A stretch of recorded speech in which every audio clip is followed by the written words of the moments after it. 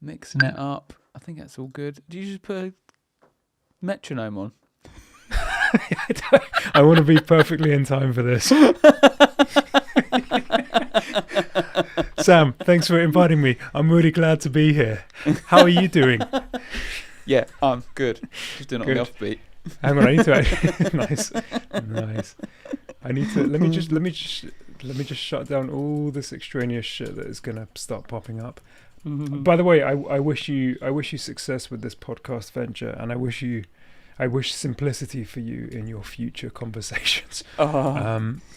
Mate, it's not been simple my end either. I've kind of thought, does this sound good? It's a very different thing when you're Yeah, it's true. You know, it's I mean, we're just gonna have a chat, right? But still, you're like, okay, that's what you think. Is this working? Is that working? It's different things I know, setting up and just like playing a song or whatever. It feels different. Anyway, it feels different. Bloody no. There's two other things I need to do. I need to make you full screen. This is the thing. I always forget how to use Zoom in view. Full screen. Oh yeah. And then I need to get rid of myself because I don't want to have that. Okay, cool. Yeah, Good. that's nice, isn't it? When you just got this speaker view. Yeah, that's my favourite thing about Zoom. I only need to look at you. I don't need to know what I look like. Yeah, the nicest thing, when somebody actually taught me how to hide myself on Zoom, I was like, yeah, this is great. No, this is really, really great. I've actually got this a group of artists, should we say, that get together on a Monday morning at 9:00. And it was put together by my good friend Blythe, and it's called Colleagues. Nice.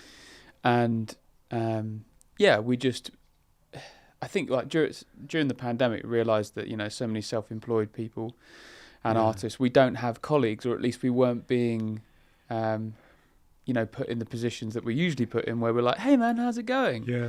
And you just take that for granted, right? Completely. And so this was a kind of an effort to bring people together and have some colleagues, have some a cup of tea on a Monday morning, and just sort of set the week up and say, we do this like little reflection on how we're feeling.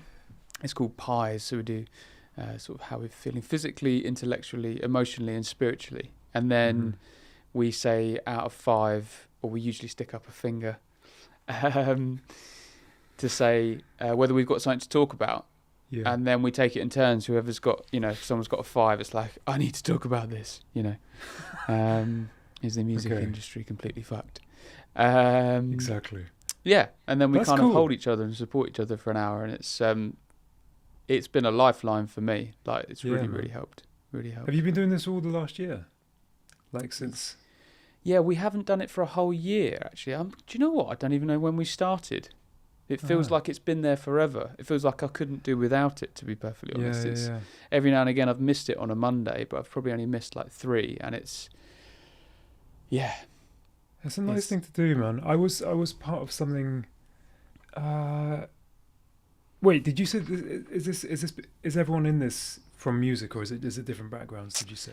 Everybody is in music, yes. Yes. Yeah. Okay, cool. But I think that's just out of the nature of Blythe. There's like, here's some people that I know. But yeah, it's just kind of happened that way for sure. Yeah. No, that's nice, man. No, so I was involved in this thing. Yeah, probably this time last year. And actually, I just sent a message to it was a very small group, just to ask if people were interested in getting it back together. Because we basically started up through sort of serendipity. We were all just messaging around the same time, and then it was just a small group of, like, I think it was at the time it was 5 of us. Someone sent a voice message on WhatsApp, and they laughed on it, and I did a little rework of the laugh thing.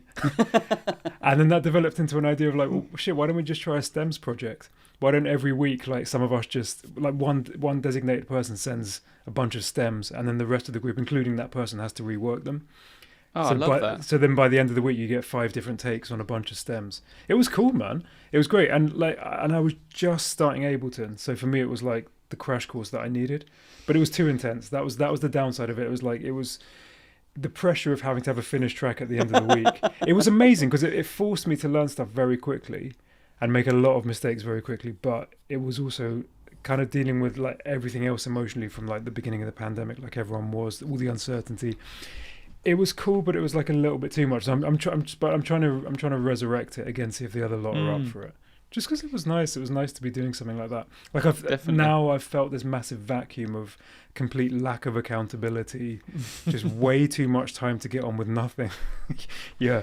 Yeah, it's funny, isn't it? Because we don't, I speak about this a lot with other artists and about how, we don't have anybody, I've got a manager, but still there's not like a great kind of like, my appraisal's coming up. So, I need to kind of like present, and I'm interested to see what my boss thinks of how I'm doing or whatever. Not that sort of those groups are necessarily that kind of thing, but that accountability, but you can say to them like, our group is one of the members will say, right, I'm doing a stretch this week. My stretch is by this time next week, I'm going to have this thing finished, Nice. And so it's kind of like, it's not a big thing to the world, but to your colleagues, you're like, this is an intention of mine, and I may fail, and that's okay, but I'm just telling you this is what I want to achieve. And so then next week you can be like, so how'd you get on? And it's no, that's good. I think it really helps. Yeah, I do feel the need for something like that hugely, because it's too hard. It's too hard to do it solo. Some people are very good at it. Some people are incredibly self-disciplined.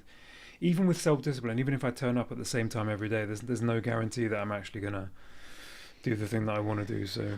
Oh yeah, I know. I concur, my friend. Working alone is something that I feel like I seem to kind of like squirrel away and beaver away and do that quite a lot. But there's nothing like collaboration, in that regard, for sure. Yeah.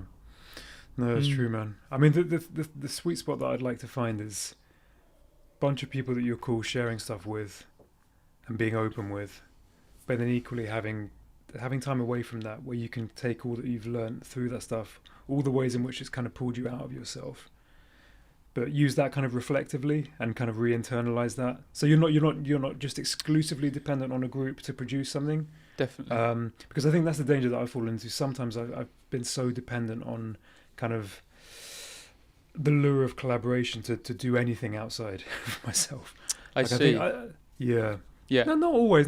But for me, that's the sweet spot I'd like to land at. Would be something like a solid collaborative kind of thing, but also like a more consistent solo output. But I think they're kind of intertwined. I don't know if you can have one without the other. But yeah. Yeah, I know what you mean. Yeah. I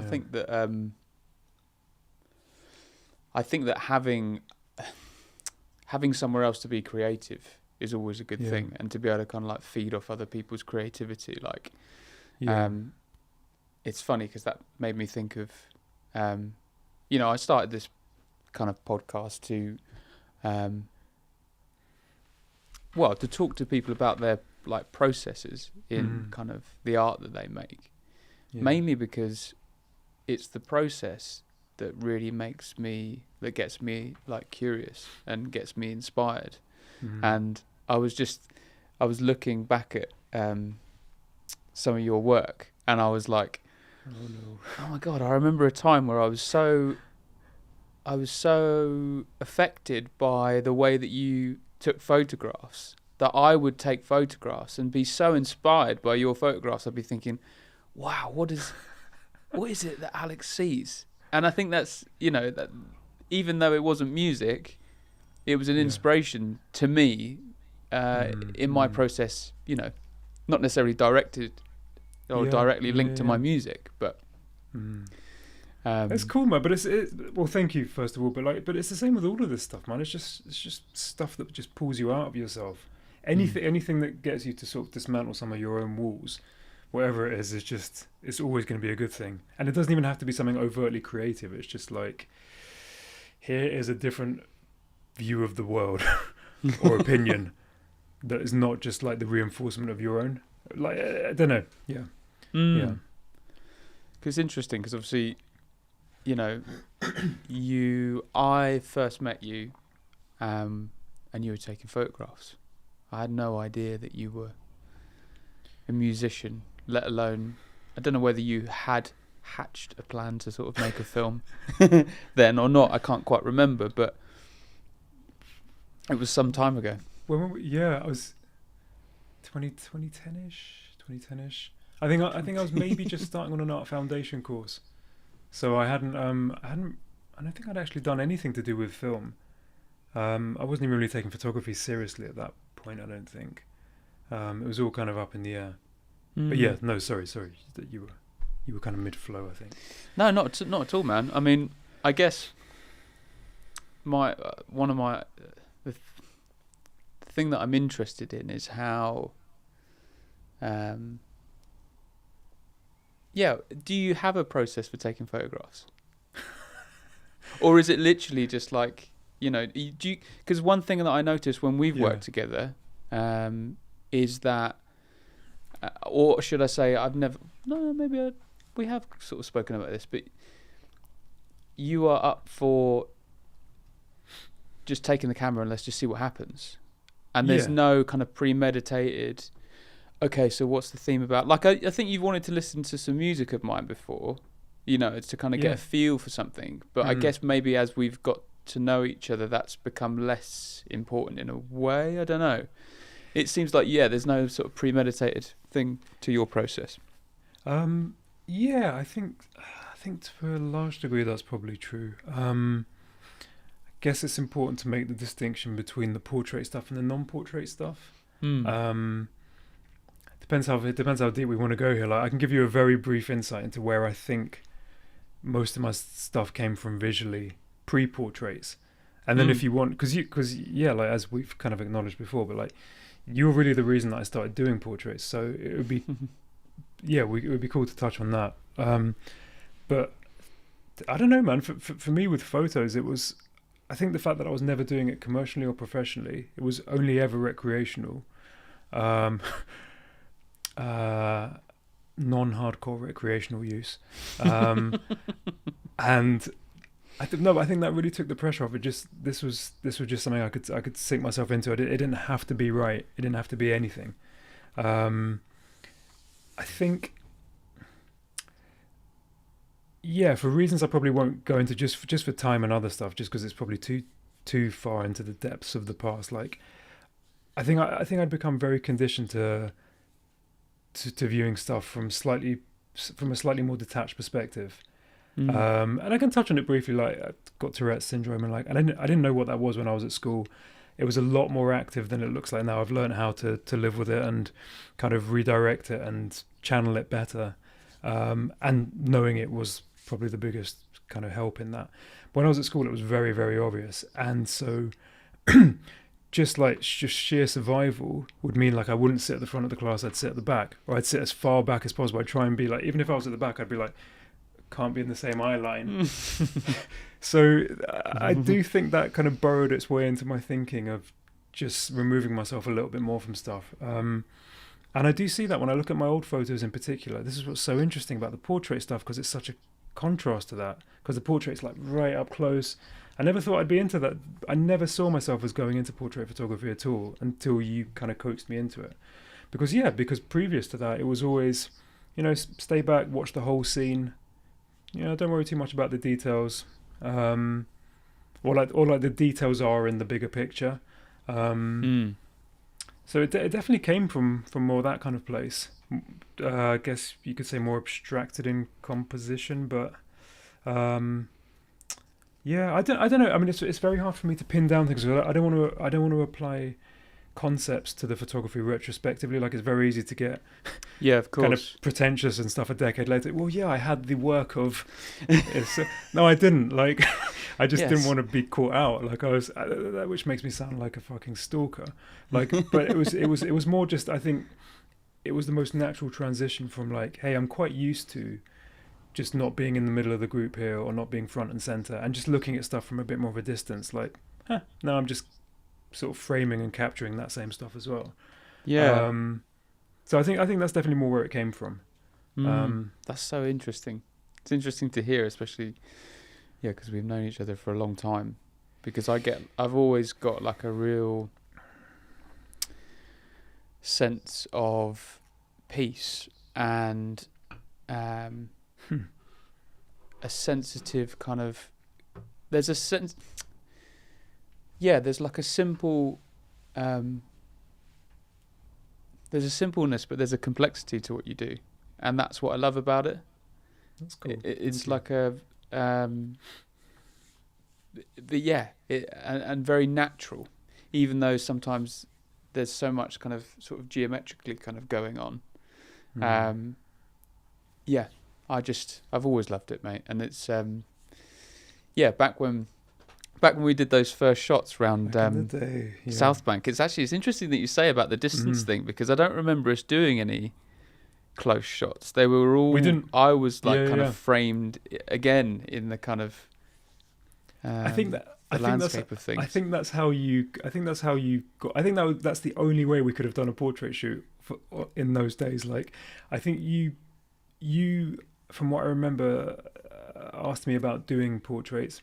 I think I said something along the lines of like, it's not really something I do. I wasn't close to it, but it wasn't something I'd ever considered doing. But I think you said something along the lines of like, just do what you do and I'll be in them. Like, it was. I don't think those were those exact words, but that was the gist of that's what I got anyway from it, and that's kind of what our first shoot was. And it's a shame that some of those photos weren't taken on something a bit better than an iPhone 4, because it would have been nice to have blown them up a little bit more. But no, you're right. I mean, they were exactly that. They were what I would have done anyway. But look, there's a person who actually knows that they're in the photo and wants to be in the photo in the photo. Don't have to sign a release form for. No, yeah. But really, I think that's the only way that could have worked at that time, and because it really kind of allowed me to keep my detachment and like everything that I'd kind of found safe about that those aspects of photography. It allowed me to keep all that stuff, but kind of gently push into new areas as well, which was amazing, because like the amount of times we worked together over those sort of from like 2011, 12, 13, 14, 15, we must have had like 3-4 shoots, maybe more than that as well. Hundreds of photos, different locations. It really did kind of help coax me out of that distance. And you can probably see in the photos, like, they're literally getting closer. They are getting. I've got a microscope for the next one. Yeah, that would be an interesting thing that maybe we could share. Is like, the sort of try and find the earliest photograph that you took of me, and then the most recent one, because some of the most recent ones are like, really quite close. There's that lovely one that's on your website that we took. Oh, with the wire. There's like a greenhouse kind of mesh wire. My dad's greenhouse. Your dad's place, was it? Yeah. That was Dad's greenhouse. Yeah. No, definitely, man. I mean, that's a great example, like, because that's a photo I would never have even. I'd have liked to have taken something like that, but I don't think I'd have ever visualized myself being confident enough to. I guess to take something like being that physically close to someone else.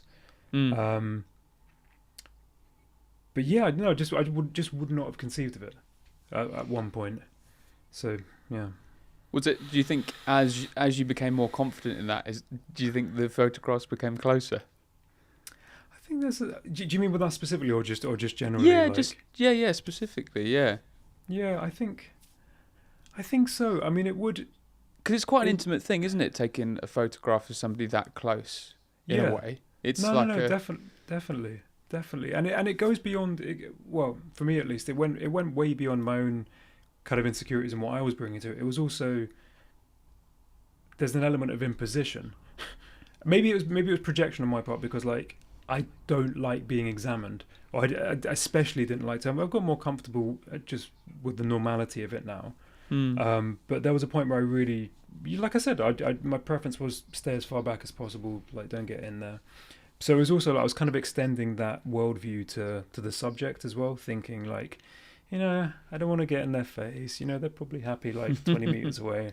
But no, it'd be interesting. We should go back and look at the shoots that we had and see where it was that they got closer.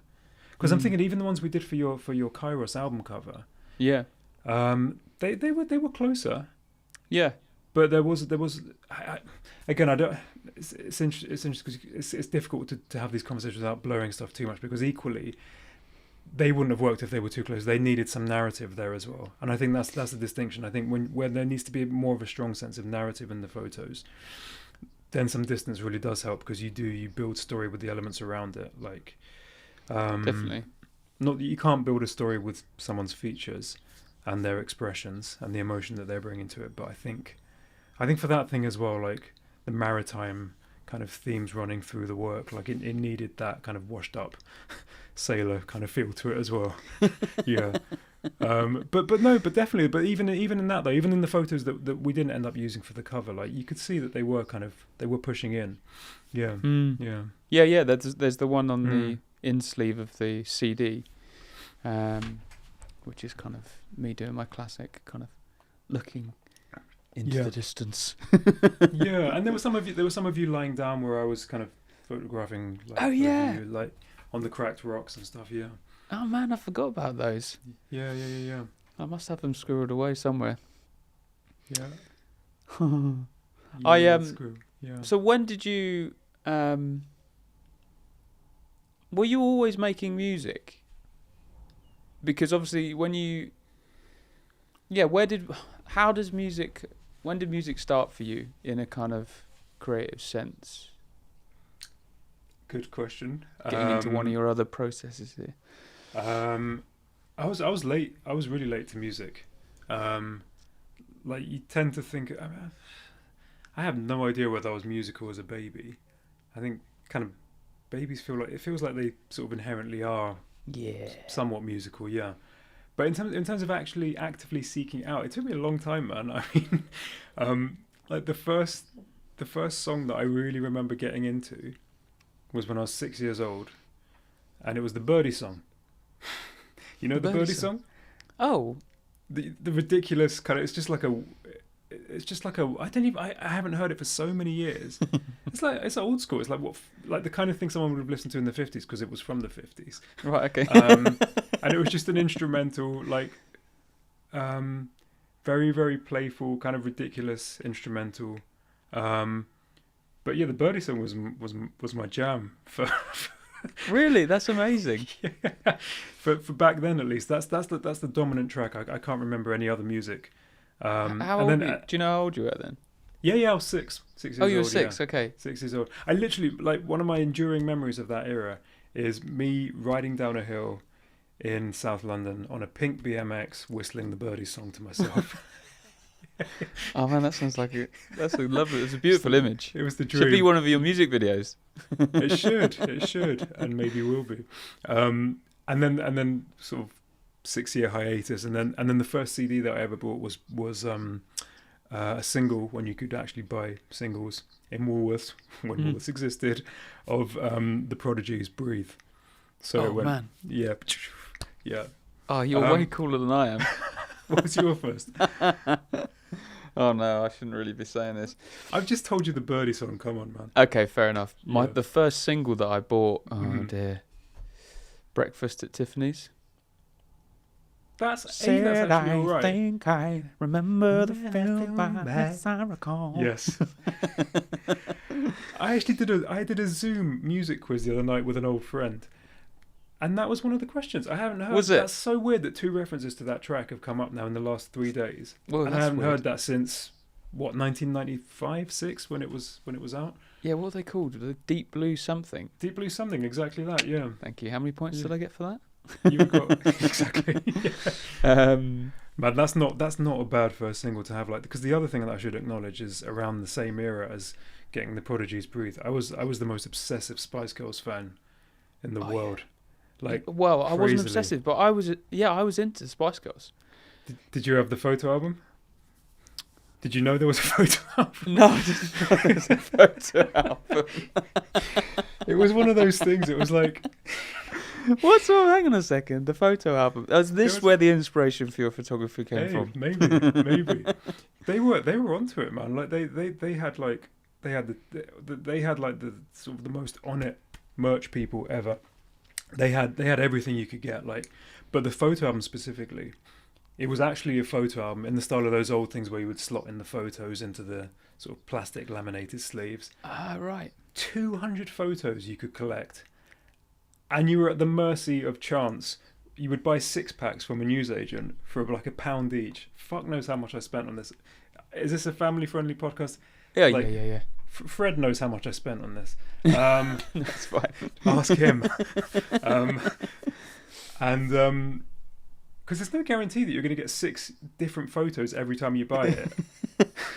It's fine for the first sort of 20 or so packs. It's like, oh yeah, this is new. And then you start to get duplicates, and then you start to get triplicates or quaternicates or whatever these things are. And I'm called. guessing this isn't the sort of thing that you could sort of go into school on a Monday morning and do swapsies around the back of the sheds with Spice Girls photos. There was some other kids that were into it. I don't remember there being like an army, but it was really strange, man. I mean, we're talking here like 12-year-old boys. Like, it was a real thing. Like it was. I mean, what's the thing now? Fortnite. Then I really do remember, like, it was the Spice Girls. It was the thing, yeah. Yeah. Yeah, it's interesting that actually, because it wasn't like they were a band. You know, obviously they're a band of women, but it wasn't that excluded boys in that way. I think maybe because of the kind of like the sporty spice, there was kind of an element to them which was kind of, you know, invited everybody in, right? Yeah, definitely. Because the thing is, at that age as well. Who's your favourite spice? I was. You got there first. I was going to ask you that. At that point, I think it was sporty and posh. Kind of would oscillate. I can see you with posh. Compete for a little bit of a David Beckham in you, haven't you? I think. But in terms of the success side of it, like, you're right, because especially at that point, I think as a 12-year-old, and this sounds so ridiculous to say, but like, I feel like obviously there's an underlying kind of mischievousness to kids and like young boys and young girls, like.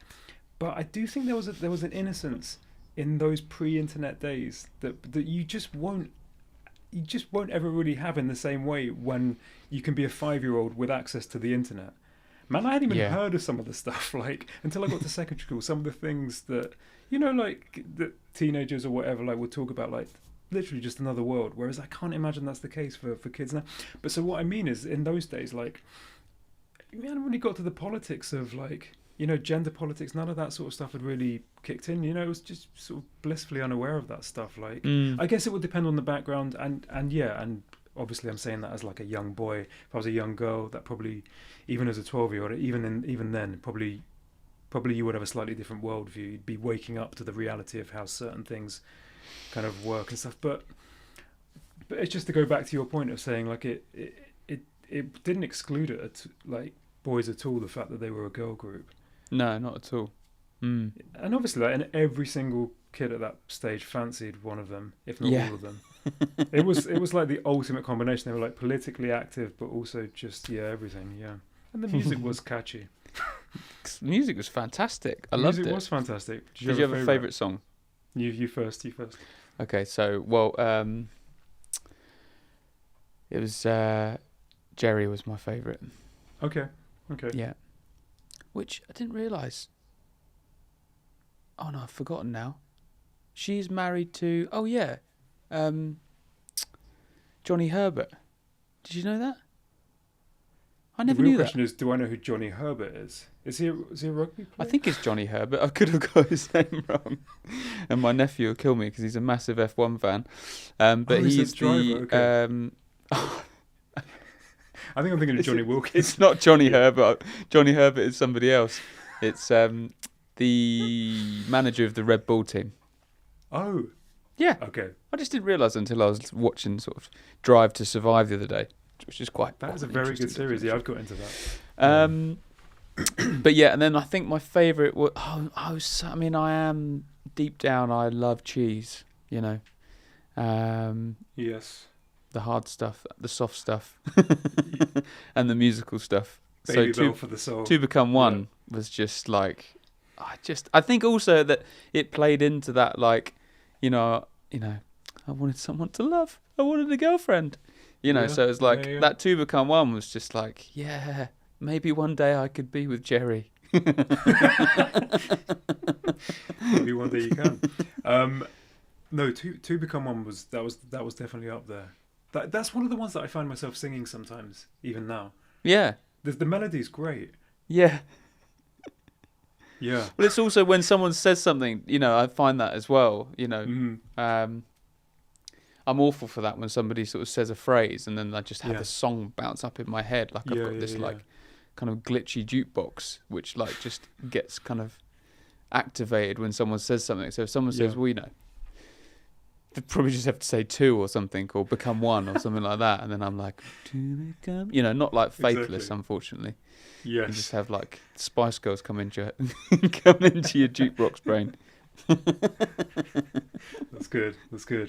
No, I do find myself coming back to the Spice Girls a fair bit. It's been a long time since I've solidly listened to their body of work. But no, To Become One was great. I mean, I still think Wannabe was amazing. Wannabe, Say You'll Be There. I mean, we're kind of basically listing the singles in the order in the reverse order that they came out. But just to take it back to your actual question, which was what was your actual question? Was it like when did I get? It wasn't even when I got into music, was it? It was like I guess I'm interested in like your musical journey basically, because obviously when I met you back in 2010, I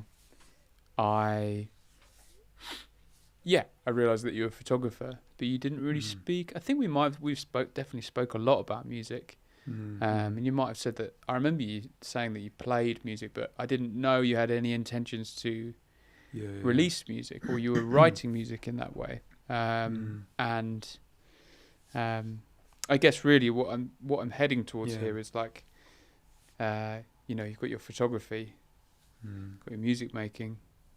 And then your filmmaking as well, and music videos and that kind of thing, and how those three processes are similar and how they may differ. But I'm interested to know like when it was that music became something that you wanted to release, basically in that way. Okay.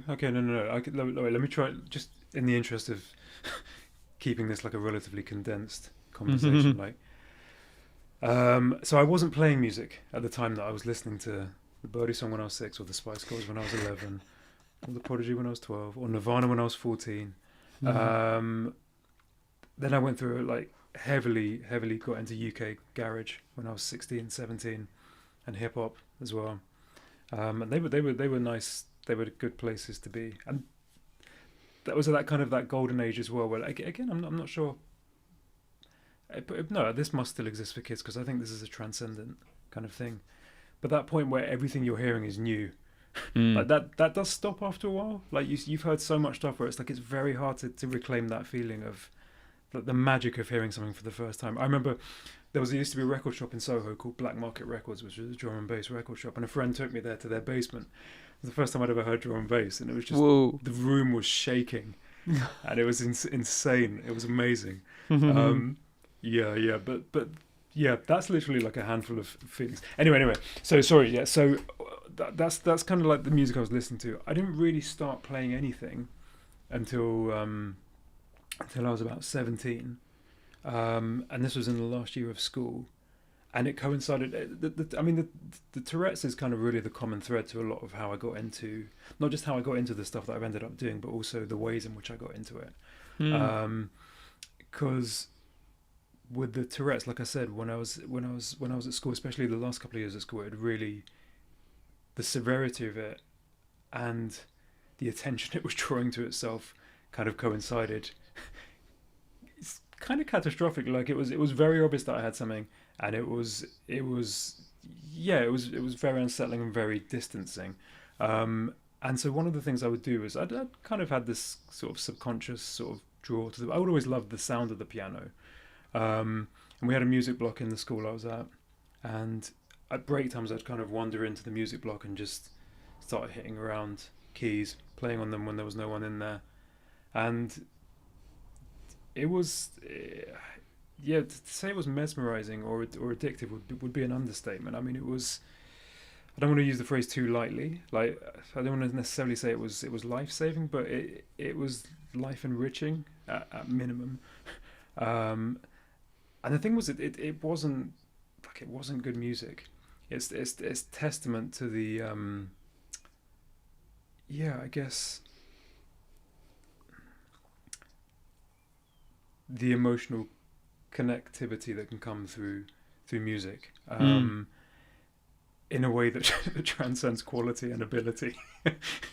Like, it was absolute crap what I was playing. Like, if I listen back to it, but that couldn't have been less relevant if it tried. Like, it was the first time in my life, really, that I felt like I can express something that I don't even know how to express. Because, like I said, I didn't even know what this thing I had was at that time. I wouldn't for another 5 or 6 years until it was diagnosed.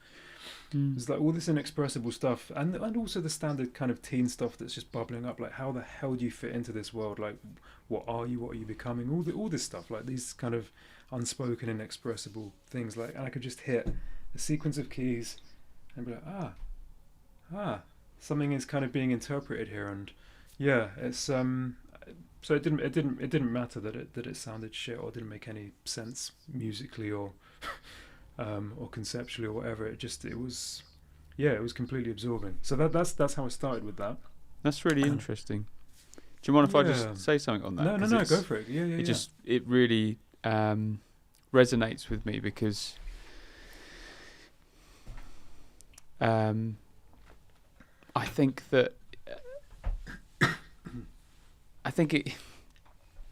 it doesn't really matter necessarily, kind of, what you just touched on there is the kind of beauty and the pure nature of creativity and how it can make you feel. When it reminded me of that feeling of when I was younger, exploring the guitar or singing and like writing my first songs, to last week, or the last song that I wrote, which I thought was a good one. The feeling is exactly the same. I mean, I say that I can't be completely sure, but the sort of where it grounds me to, the sort of root, if you will, that it reminds me of, is exactly the same, and it's a sense of kind of belonging, and a connection to myself that no one can take away. And you can become more proficient at what you do, but that doesn't really matter, does it? Because it's interesting. You were quick to say like, "Oh, it wasn't very good," but the essence of what you're experiencing there, that doesn't really change, or it hasn't changed for me. No. It gets kind of challenged because when someone's like, when you release stuff and somebody likes it and they're like, "Oh, great," and then or it doesn't quite have the same reaction as the last thing that you released or something. It's hard to remember that. No, but you just started doing this because you found something within you, and that's actually still the most powerful thing. It will always be the most powerful thing. But yeah, no, definitely, no. And just to feed directly into that, a couple of things, but one of them is like, that really is the best anchor point. When you know that you're tapping into that feeling that was the very thing that got you playing it in the first place, that's a good thing, and that should be listened to. And I do try and listen to that, or listen out for that when I'm playing stuff. Like, if something I'm playing doesn't give me that feeling of excitement, then I do try and. It's not even that I try to. I just kind of end up walking away from it. It's like a natural filtration system. It just doesn't meet the internal cut. The internal cut. I like that. The internal cut. Yeah. You could call it a different thing on a less family friendly show as well, but let's call it the internal cut now. But yeah, no, the other thing I was going to say was, in terms of, I think where the conversation becomes a little bit more nuanced and takes on extra forms is when it does enter the realm of sharing stuff, when it ceases to be something that's purely about connection and exploration of self. The second you're actively inviting other people into that experience, it does, and I think it should kind of take on a slightly different meaning and form. I think that's really, and in terms of my journey, because speaking personally, I think one of the issues I had when I first started playing was I don't think at that point I appreciated how bad it sounded. So I think there was an element of delusion in there. You see this everywhere. You watch like kind of they're not really even on anymore, but like X Factor, when they used to do those auditions and you'd have Simon Cowell on the panel of judges, and then you'd get like Billy from like Peckham or whatever, like coming up, and like you could tell that the singing meant the world to him, but you could also tell that he, or like any other thousands of contestants, or me in the context of the piano in that case, had never really applied the filter of self-awareness and objectivity to this as well. And it's like, it can mean the world to you, and that's amazing, and you should continue doing that for those reasons, but you should also divorce that from the expectation that other people are going to get what you're trying to communicate through this, if you're communicating in ways that are so internalized and so specific to you. So I think what I'm kind of saying in quite a wordy way is like there needs to be an allowing for accessibility, and there's a humility to that as well. I think acknowledging that people aren't going to get entirely where you're at without some clues to feed into it. I mean, and you straddle these lines perfectly as, for me, one of the greatest songwriters living in our time. Like you have stuff really that I think is ultra personal, and they're these written diaries, but they're not exclusive in the sense that someone can join and listen into that, and there are gaps where someone can apply their own experiences to it. They can learn from what you're talking about, but it's neither one or the other. It doesn't send someone entirely into their own world. It's not generic and formulaic. It's not like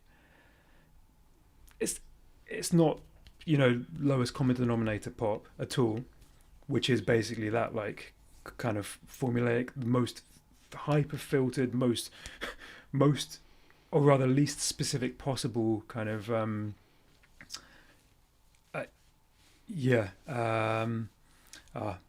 mental road bump.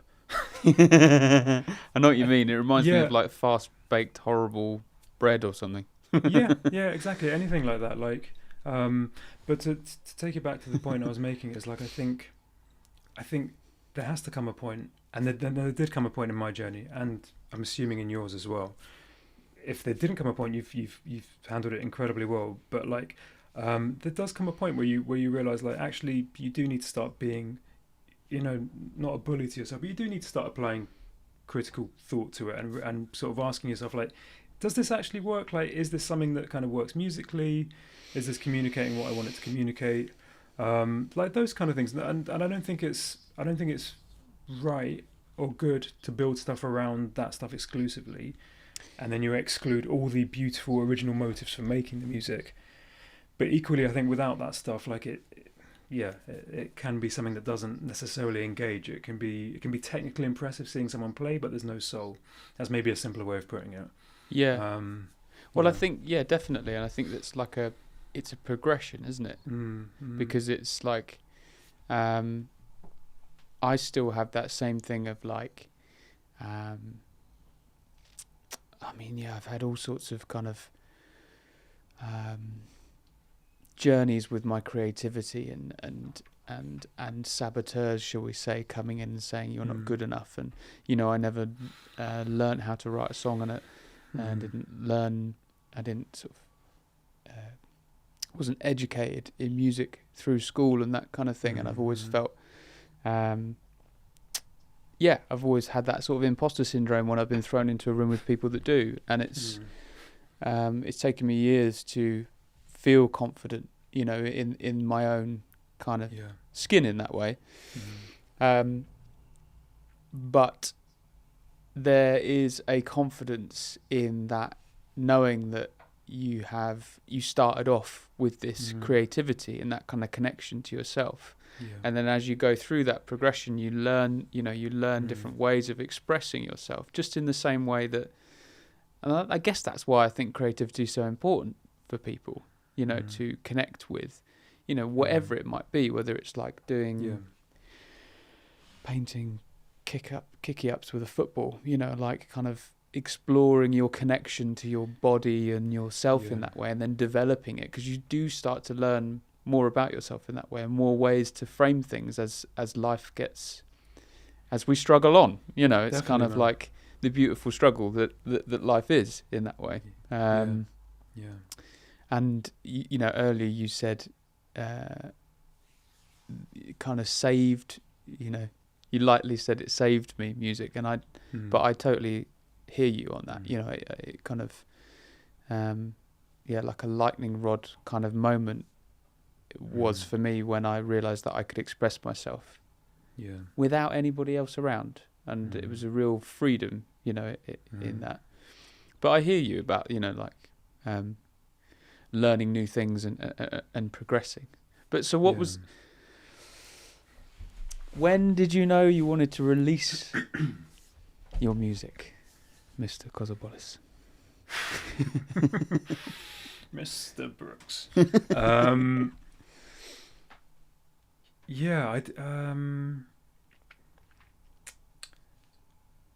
Did you used to use MySpace? Hell yeah. Hell yeah. Of course you would have been MySpace as well. MySpace was great. I really do miss that. MySpace was great. It felt like everything that's kind of good about. Okay, all right. It didn't have the reach of Spotify, obviously, because you could only upload 3 or 4 tracks. Was it something like that? Something like that, yeah. But like the kind of the merger of quite the like music that. and the social stuff. Yeah, exactly. I like that was a flavour of the artist. It was almost like a kind of trailer in a way. Yeah. And then you go and buy the music. Yeah. What's that? And then you go and buy the music if you like. Well, exactly. Yeah, I mean, maybe there'll be a whole other podcast for talking about that kind of that angle on music and stuff. But it was the social side of it as well, right? It was like you say, like it's perfectly put. Like there was a trailer for the music, but then it was like this kind of social thing, which I guess you kind of have a little bit sort of like on artists' Instagrams and stuff, but it's not quite the same. There was Well, they're divided up now, aren't they?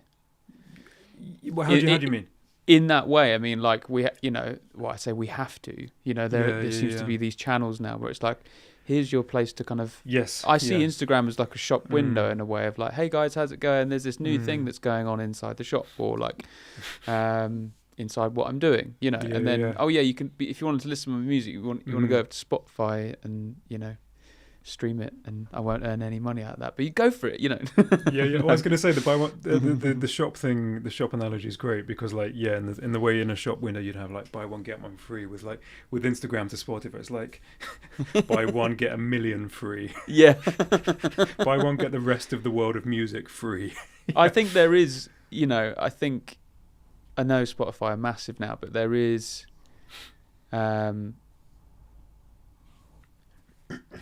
there's massive benefits to Spotify, and it's definitely benefited my career and helped me, helped me tick along.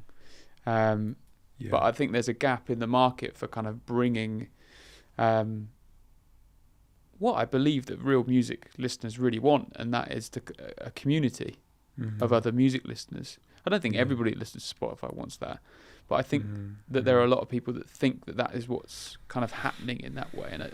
And my sort of biggest bugbear with Spotify is that you don't really have much access to your fans, through their platform. Yeah. And I think that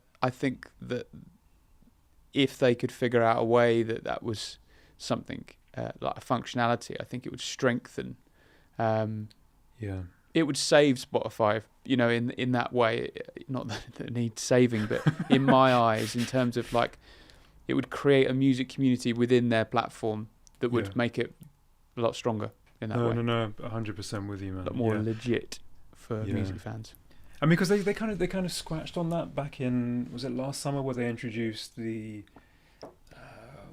what would you call it? Basically, like the tip jar thing. Like you could put like a PayPal account or something. But it's cool that they did it. But at the same time, it's like, was it just like a tokenistic thing that just gets them off having to address the real issue here, which is the lack of the connectivity that you're describing? It's just that by putting that one thing there, it just kind of silences. I don't know. I mean, it was better than not having it. But yeah, for sure, man. And I think it's crucial in the progression of music and the way that we, in the evolution of how we sort of release and ingest, if you will, listen to music. Yeah. I don't think that Spotify is a bad thing. I just think that there are ways that it could be made kind of. The community of it could be made stronger.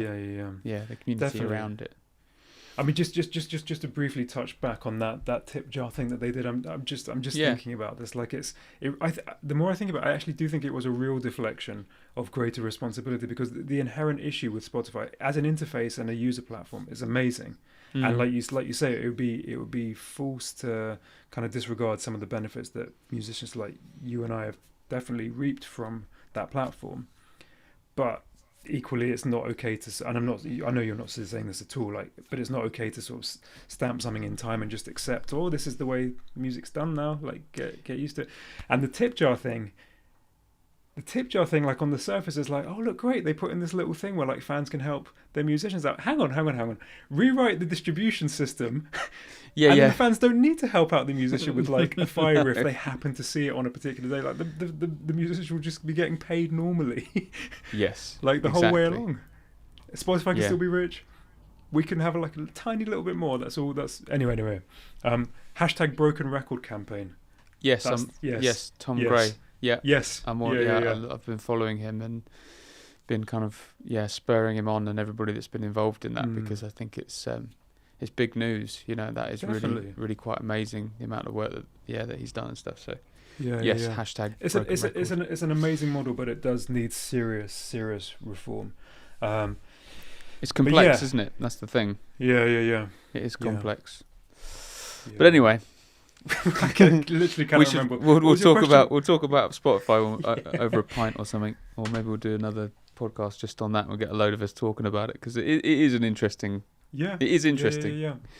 No, and I think, and again, just to sort of touch on that, just to tether back to that in that future conversation, is like, well, you and I, like, we've both benefited from the playlisting system. Yeah. Like, and again, that is a nuanced conversation in itself.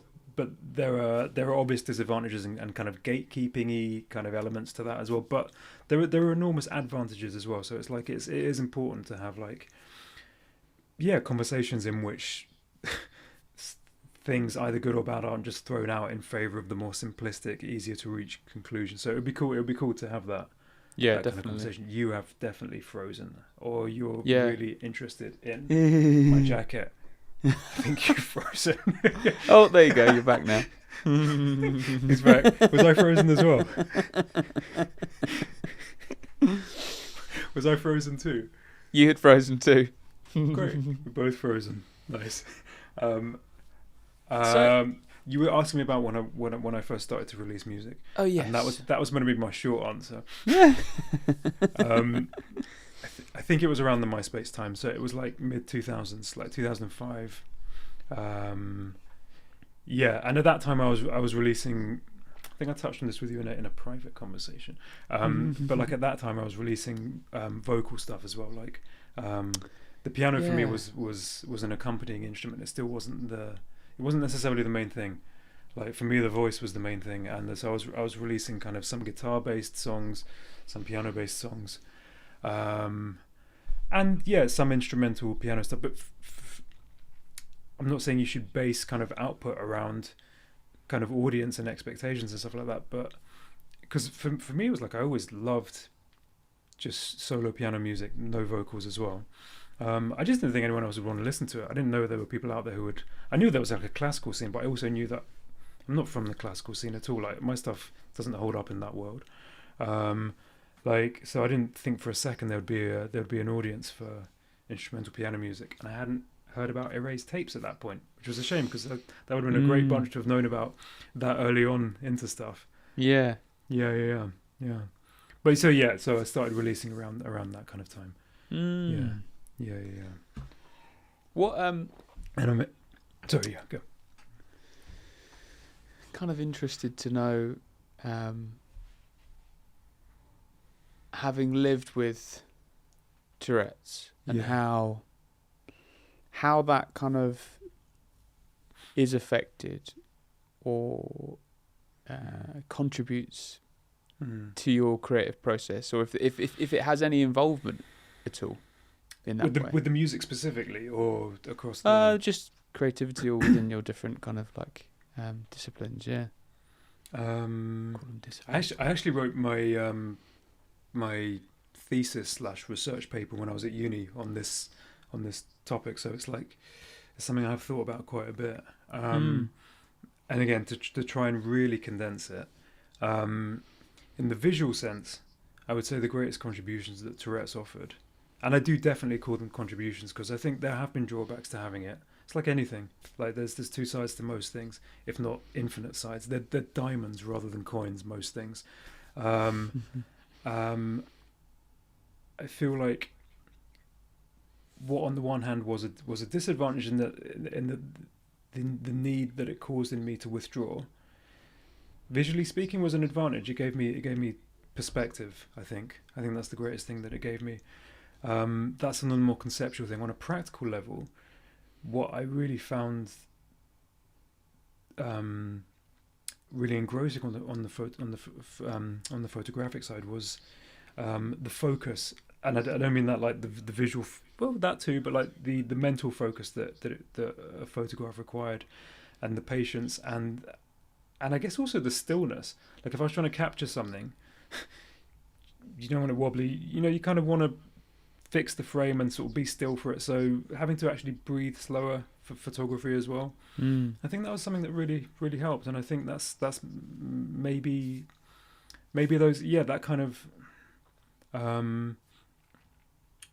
sort of the slightly maybe hyper composed element that I think some of my photography has, less so in the portrait sense, but I think especially with the more geometric stuff, there were things where I would spend ages sort of trying to like breathe and like lines certain objects up in the frame and stuff like that. I think the Tourette's was really really what's the word I'm looking for? Not validated, but satisfied? Maybe satisfied perhaps. Yeah. That's an interesting like it offered word. It offered a stillness to a condition that inherently causes movement. That's maybe a nicer way of putting it. Yeah. That is definitely something that I get from your from your work, all of your work. I was listening to a video that you did in LA, a live video. Oh yeah. What's that? Offline. Offline. That's offline. Right. Yeah. Find offline, online. That would just be official video. Offline. Yeah. And it's wonderful, man. It's so. Thank you, man. I've never heard you play piano live. Certainly not in a performance setting. I think I've heard you sort of have a little you tinkle. Wouldn't have actually. Yeah. I really want to. Have you got any live gigs coming up? No. Short answer. I've got live gigs coming up next to me where there is a piano. But I've got a piano at my place, so you have to come to Bristol. Yeah, that would be cool, man. No, the live stuff's an interesting one. As with the portrait obviously different areas here, but like in the same way that I never thought I'd get into portrait photography, I never really thought I'd get into playing live. Not as a soloist. I used to play, again, a long time ago. I played out with some bands and stuff, and there was kind of power in numbers. And I'd sung with some choirs, and I loved that. As a soloist, I didn't really see myself playing live. And then, I don't know, I thought that should change a little bit. So I started saying yes to the occasional offer of a gig that would come in. And then I started saying yes a little bit more. And then in 2019, I ended up doing, I think like, it wasn't loads, not by sort of most musician standards, but I ended up doing about 6 or 7 shows that year. And one of them was supporting Erland Cooper, who I've done a lot of photography with. Yeah. He very kindly asked me if I wanted to open for him at his Barbican show.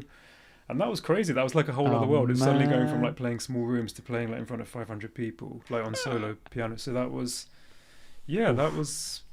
that was great. And I definitely wanted to do more of that. And I was planning... Who wasn't planning shit for 2020? Like I was hoping and planning to do like some kind of European, maybe even, when I say world tour, I mean like world living room tour or something like that. Just a very humble kind of low key type thing. And I still love to do something like that, but that obviously didn't happen. The tour became this, and this. Well, if you ever want, if you ever want a list of small but lovely venues with pianos. Yeah, I've got a very small list of those venues because nice. I did a tour with my mate Lawrence, who plays piano, and we did like a duo thing like that. But it's really difficult to find small venues with a piano that's been tuned recently. Yeah. That's not like a pub piano that's been like just has honky tonk played on it or whatever. Yeah. Yeah. But yeah, it's not easy, is it? No. I'd love that. But yeah, I mean, one of the first gigs that I did in 2019, which was the year of the gig in my world, I think it was a small festival gig, really lovely little festival, and lovely organisers, and they'd arranged like a friend's piano to be brought into the venue.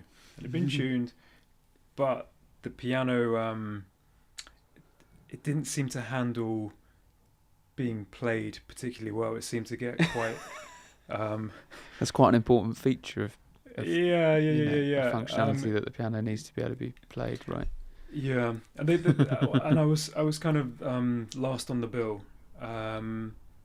as in sort of like the last person on in the night, so that the fifth person playing, basically the four other people had played it before me.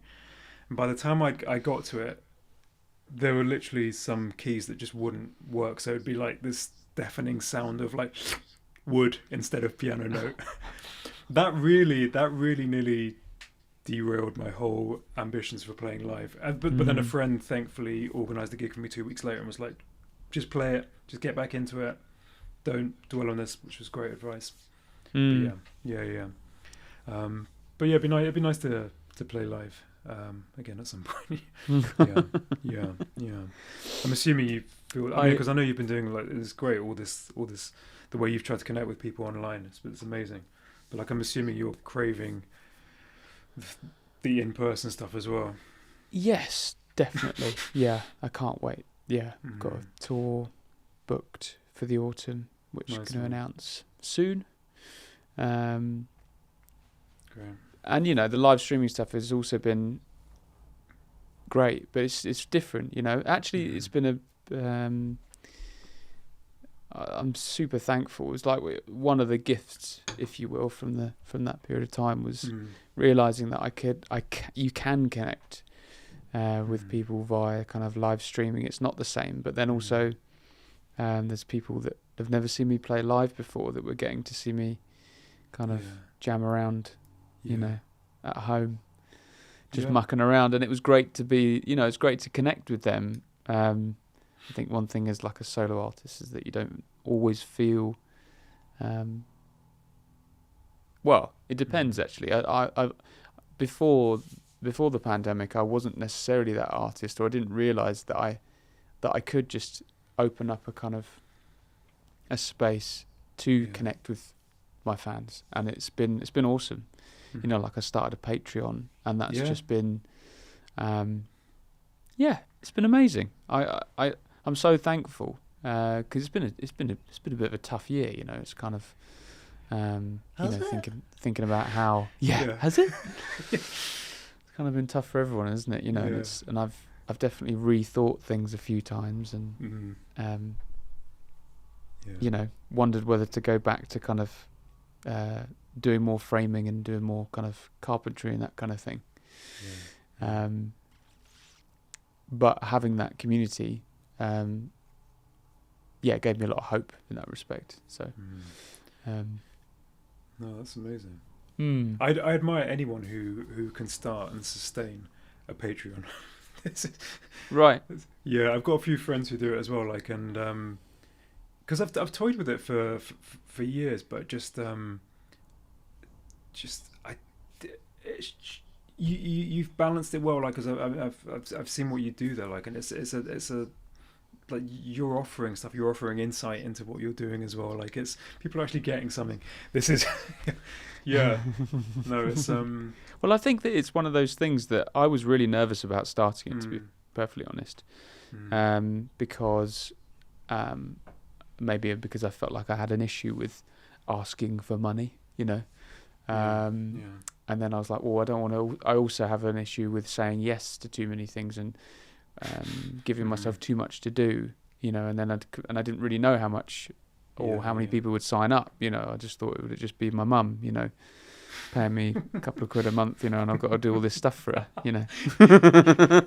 not again. That's the Patreon nightmare, is that you would only have one person signing up for the tier in which you promised everything.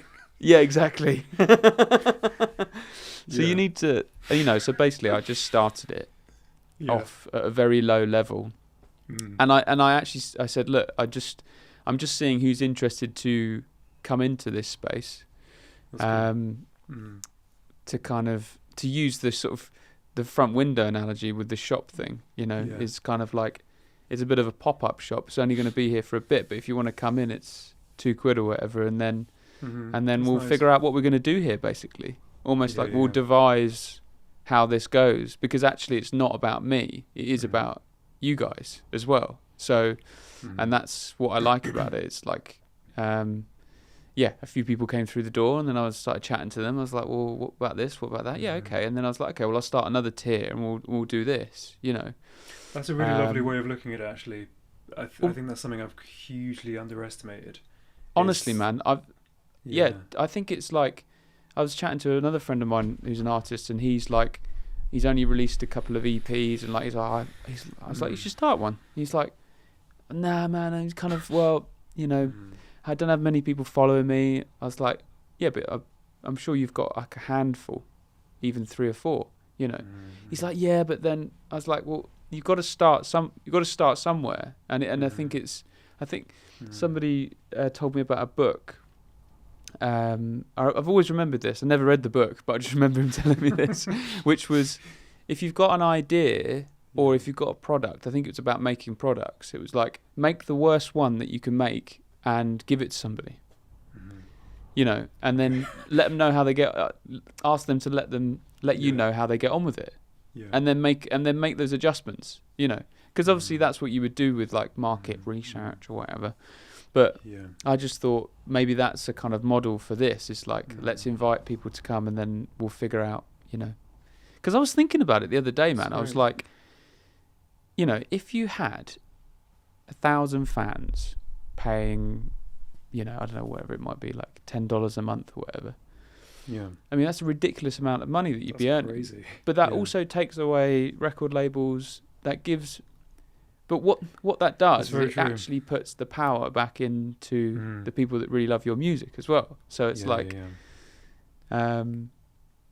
it just kind of blew my mind, really. I was like, wow, you could do all sorts of things. But it's purely that connection between your creativity and their input as well. And I just think I think that sometimes it frustrates me how many divisions there are between the artist and the fan, and I think you can see with certain artists that break down that barrier and who are very good at like engaging in that way, and it works very well for them. Some artists aren't. They are like introverts and they don't want to do that, and that's totally cool. But of course, I think that air of mystery sometimes that is put between artist and fan is stopping that kind of fluid nature of what could be a beautiful thing, and contribute to culture and enrich people's lives, basically. Yeah. No, I was talking about this exact same thing, that what you described as like the air of mystery, but like that. Yeah, I guess I mean I would describe it as a barrier, but I think I think the validity or the necessity of that barrier kind of shifts depending on different contexts. I think if you're Billie Eilish, this was the example that I used with my friend. Like I think you, for all the want in the world, like you need a barrier. You can't be having like 500 million people kind of being able to contact you personally and stuff like that. But I think it's one of the luxuries of, luxury is probably the wrong word, I think, but one of the nicest things of being on the smaller side of like any indie scene is that there is that possibility for genuine human to human connection. And again, speaking personally, but I think this, I get this a lot from your music. I get this from most music that I connect to. There's an acknowledgement of something transcendent there as well, which is like, I'm sharing this, but it's something that you've experienced anyway. It's nothing that's unique to me. It's my take on it, but it's not like I, Alex, have climbed the mountain of experience and offer you this. It's like, it's just my take. And I can learn just as much from you as a fan. Like, you're fan in this dynamic, but that doesn't mean you're like you're person B or person C. And I think that's the real danger of some of those barriers existing when they really don't need to. I think a better way of putting it is probably like, I think where barriers can be eradicated, I think it's a good thing for them to be dismantled. I don't think it does anything for the furthering of and I don't mean this like in simplistic terms either, but like, even though they're simple phrases, but like unity and togetherness and understanding and genuine sharing of ideas, even if the ideas aren't the same, kind of understanding overlaps and distinctions and differences. I don't think that stuff can exist when there are hierarchies in place, and I feel like we have, I guess maybe it is a luxury, like we do have the ability to slightly influence that in our tiny little ways, like what you're saying about kind of broadening stuff out to a community.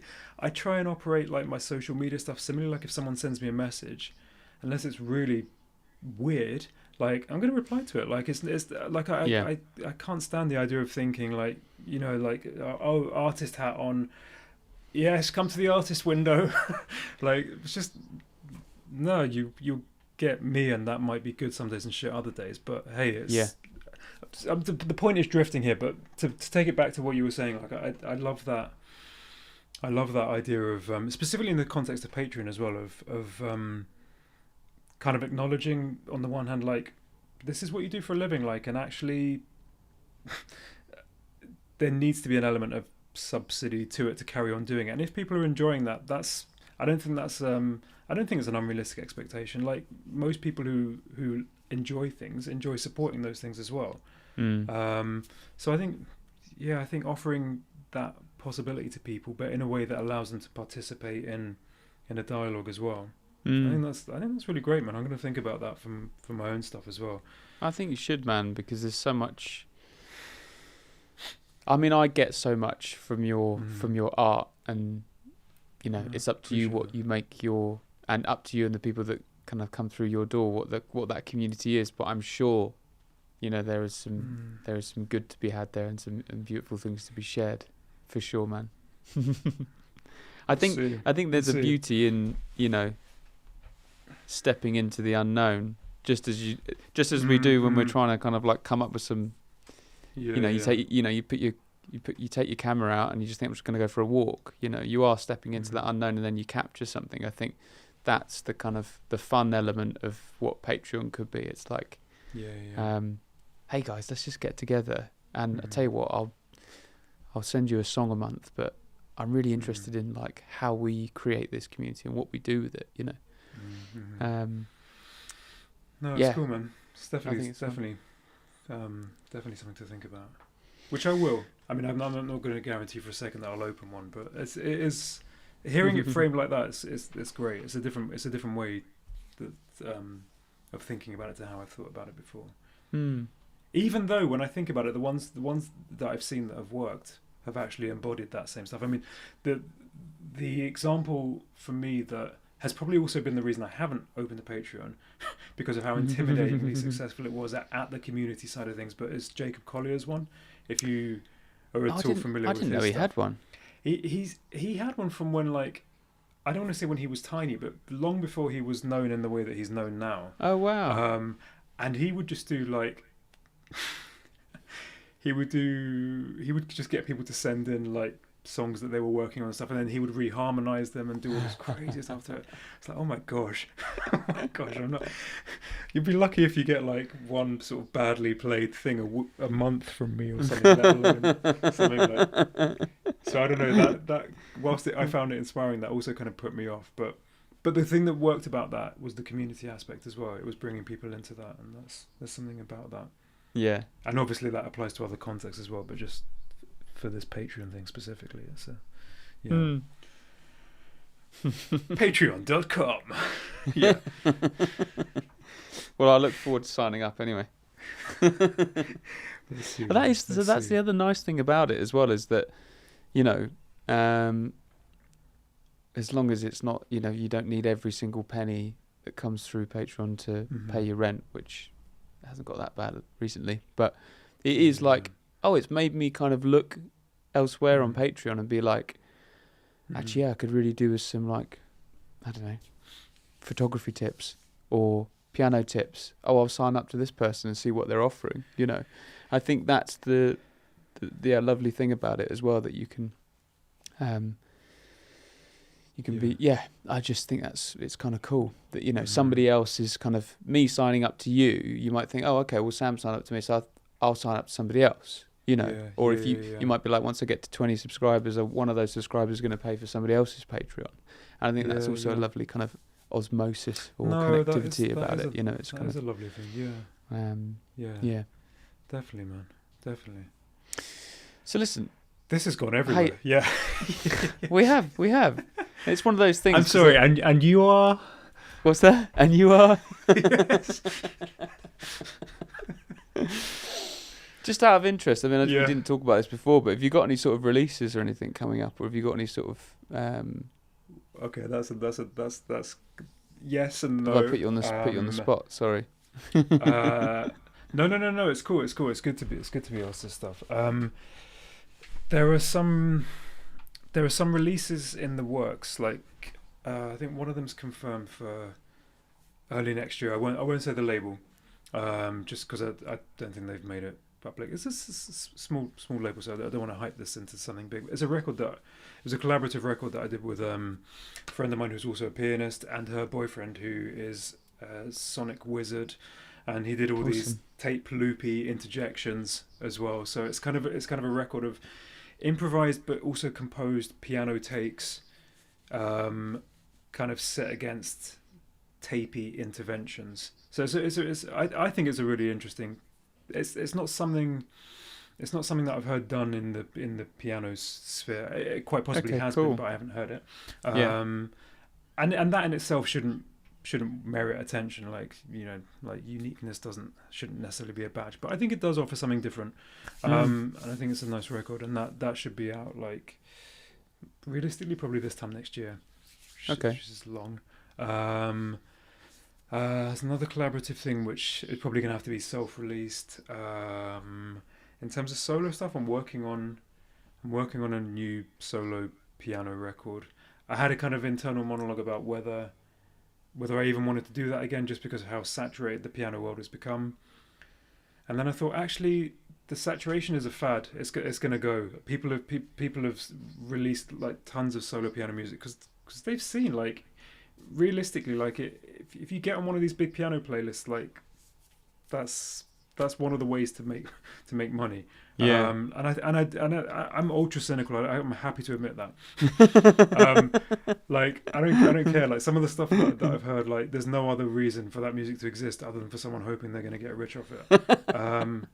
Like some of the most generic soulless stuff I've heard, and I don't mind saying that, because I think it's kind of been proven, because there's even been research into this, like Spotify have even commissioned producers that they put on their own playlist as well. Like that's again separate conversation, but I don't have any issue with someone genuinely connecting to something and releasing the output of that connection, whatever that might sound like, however diluted or lowest common denominator it might sound to me. If it's sincere, hey, that's cool, but there's some stuff I know with certainty that hasn't come from a sincere place.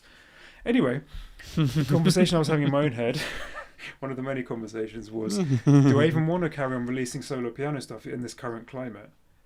The last solo piano record I released, kind of, because everything kind of gets swept up and tarred with the same brush. It didn't get any press reviews, even though it had, like, PR on board. Yeah. Just because everywhere it was sent, it was like, oh, another piano record. And it's like people weren't even listening to stuff. It's like, that's really sad.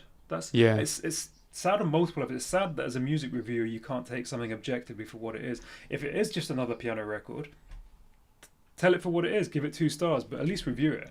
Yeah. Anyway, but so, you know, I've kind of come full circle, and I think, like, I feel like the fad is eventually going to die off, like any trend does. For me, this didn't come from a place of trend. It came from a place where, like, this instrument really allowed me to express myself in a way that nothing else could at the time. And I do. I feel this real allegiance. Like, the piano doesn't need me, but equally I'd feel like I turned my back on a genuine, like, on a relationship that's been cultivated through good and bad times. Like, I'd feel like I was turning my back on something if I didn't release, or if I didn't carry on doing stuff that was just solo piano. So yeah, sorry, then I get a long answer again. But so yeah, I'm sort of getting together another record of solo tracks, and then I'm trying to also incorporate kind of the opposite, trying to incorporate piano ever so slightly into very different stuff. Kind of some of it some of it being kind of hip hop, some of it a lot more electronic, some of it more vocal based. But I haven't really released any glimpses of that. There's one thing that's out there at the moment, which is a remix I did of a French track that came out last September. But I think most people that heard that, even though it says Alex Kozobolis remix, there's a little piano bit I put in the end just to make it very obvious that, like, okay, this is still me. But the whole thing was stuff that I'd produced. It was like, most of it was like original parts, just slightly using this guy's stems. But the problem I know I'm going to have is that the audience that I built up is just been built up through the piano. So I'm having this whole kind of thing as well of, like, do I want to risk alienating people, like, by releasing new stuff that, in all honesty, I lack a bit of objectivity towards. Like, to me it's exciting and things, and it's stuff that I really like and want to put out, but I don't know, it might be very, very alienating. So, I don't think you should worry too much about that. I mean, it's easy for me just to sort of say that without much thought, but I mean, I guess I'm saying that in terms of it,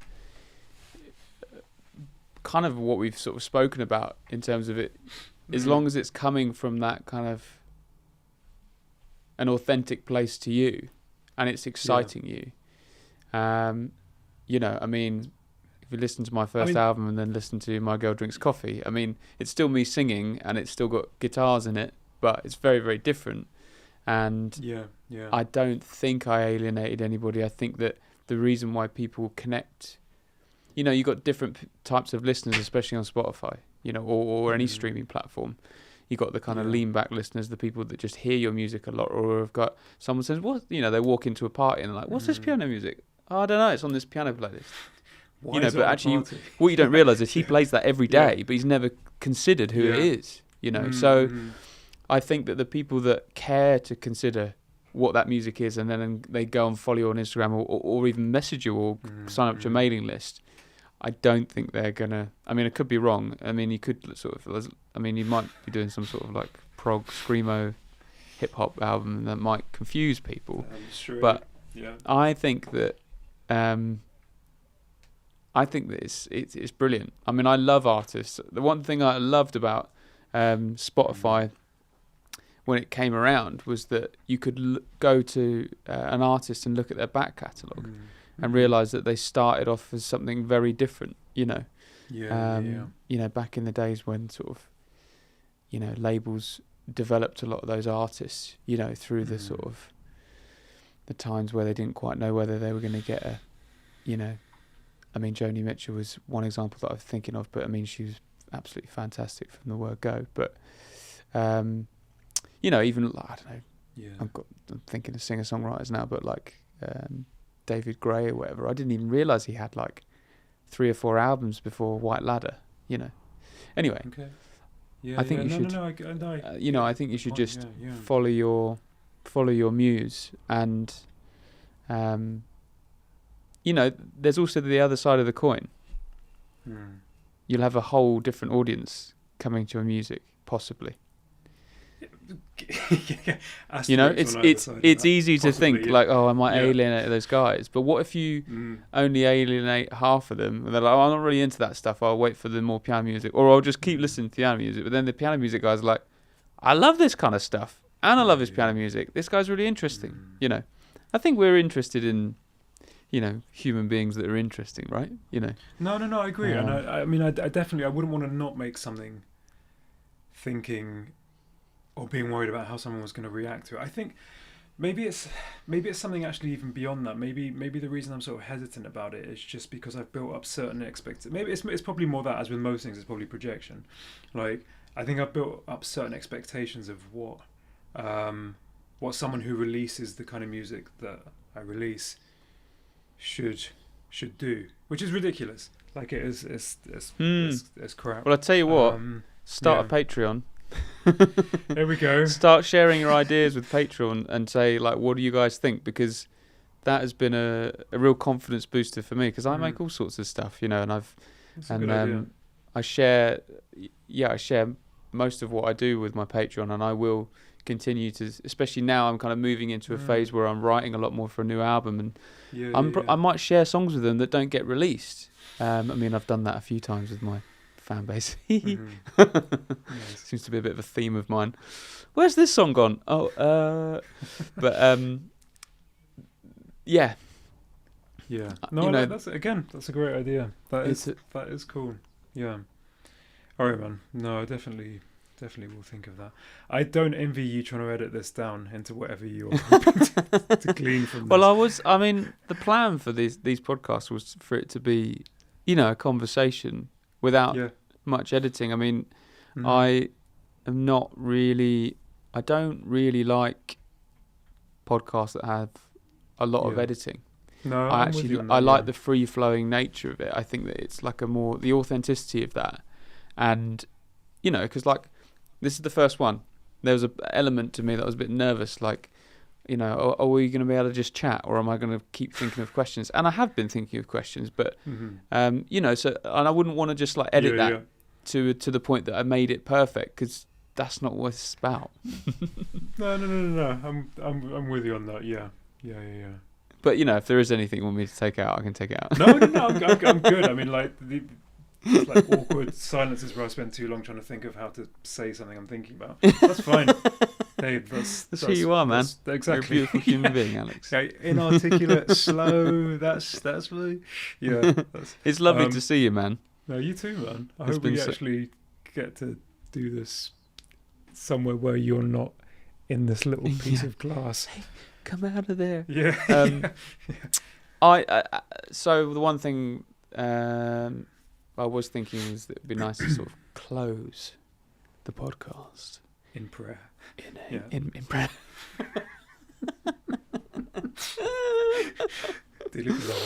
That's a wedding. And I was thinking about you know this idea of I started this podcast because I'm interested in people's processes and that kind of thing, and I thought maybe a question would be, if you were. This isn't necessarily about process, I guess. This is more like, do you ever think, if I wasn't doing what I do, I would do something else with my life? Is there anything else, or are there any other processes that you find really inspiring? There's kind of a dual question there, but it's my first podcast, so bear with me. The answer to this has probably changed at different points. The thing that I wanted to be doing in my life, most of my life, was being a footballer. Really, yeah. I still don't feel that far off that. I mean, I really miss the game. I haven't played it for years now, but my brain still thinks in football terms. I feel like most of the best things I've learned in life have been through that game. Like, it's not just beautiful, man. That's selling it short. But it is also beautiful. That's a very good question. Maybe if we do have another one of these, maybe that's something I can think about and maybe we could open that conversation with that question. Because there's nothing that instantly springs to mind. I mean, part of how I've been trying to do whatever it is that I do is trying to allow room for different things to coexist. So I have tried to follow, if I felt drawn to a specific thing, like to try and do that. I mean, and at the moment, if there was something else that was really calling me or pulling me, I would be trying to go more into that. That sounds a little bit too earnest, actually. I mean, there's obviously also a comfort zone element like that's been built up. So it's not quite that simple. But there's not really something I can think at the moment that I would love to be doing that instead. The thing I do miss really, like, and I'm assuming this is almost universal at the moment, and again, without wanting to monopolize this, like, I would say that I also did feel this before the pandemic kicked in, but like, yeah, it's just the human element. And a lot of the stuff I do, as with you as well, but I'll just speak personally. A lot of the stuff I do is, either comes from a place of introspection and often stays there, or it requires a lot of solo time spent, like a lot of just the sort of the freelance life. So I'd love to find a way of incorporating more humans into life. Yeah. And we'll close there. I love that. Yeah. And it's funny you should say that, because that is something that seems to be coming up a lot amongst my friends that I've been chatting to, and like in the colleagues thing is like, the removal of that kind of experience of having that contact. That was like context and contact, the same, merged into the same word.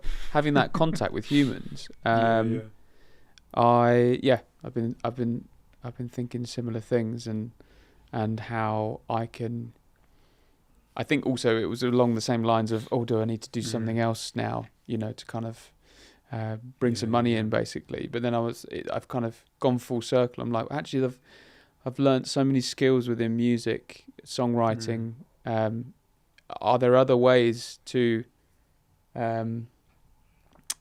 invite more humans into kind of like what I'm doing, that's not just, I have to book a gig to actually get in front of some people. I can kind of do a singing workshop, or a songwriting workshop, or work within community music and that kind of thing. Do you know what I mean? Just to kind of I did a songwriting workshop last week with some real people, which was amazing and terrifying. I was terrified, but I got through it, and it was good fun. And it just really opened my eyes. It was like it wasn't a performance, but I got the same excitement and same connected feeling that I get when I do a gig, and I was like, this is beautiful, man. I really want to do more of this. So I hear where you're coming from with that. No, definitely. People. Just very, very, very quickly, like basically where I sort of, how I learned to play the piano was, like I said, it was in the last year of school and wandering into the music block. Where I really honed it was kind of out of the office hours. A place I was working at in South London, which was a little youth work charity, and I'd stay behind after work because we had a piano in the community hall there. I could just play it for a few hours. But what I do in the daytime was youth work, working with kids with a small team of people, kind of my age and slightly older, but kind of working with kids like in after school groups and things. That, if I could find some way of reincorporating something like that, I would love. I miss that. I miss that. I miss football crazily. But like that kind of human connection where it's, I think like what you just described, really, where there's an element of there's a give and take, and that is something that can be applied to, any demographic or age bracket, really. That's the thing that the youth work taught me. It's like I kind of went into it. I didn't go into it arrogantly thinking like, well, let me teach these kids something. I didn't go into it from that at all. I just thought, this would be fun. But you realise when you're doing something like that, like they're kind of reminding you how to be young in that context. I mean, and like, but you're kind of showing them like this, this is something you can look up to, or maybe something to consider. And you're not a parent and you're not a friend. You're this very necessary kind of mentor figure in between those things. But that's for that context. I mean, but just generally, like the give and take element is something that does not exist in the realm of a soloist. And we're all kind of soloists at the moment, and that's a little bit sad. Yeah, for sure, man. Yeah, for sure. Yeah. Well, we should get a date in the diary, and yes, we should. I'll come down. You're still in Brighton, right? Yeah, at the moment. Yeah. Well, you're more than welcome to come up to Bristol when it's. Yeah, man, I'd love to. Kind of when we're free and it's safe to do so. But thank you so much for talking to me, Alex. Thank you. All right, man. Well, we'll speak soon. We will speak soon. Yes. Cool. Do you want to hang up? I don't even know how to. I can never leave Zoom efficiently. No, we don't. We don't have to. We can just say that was the kind of official. That was the goodbye. That was the official goodbye.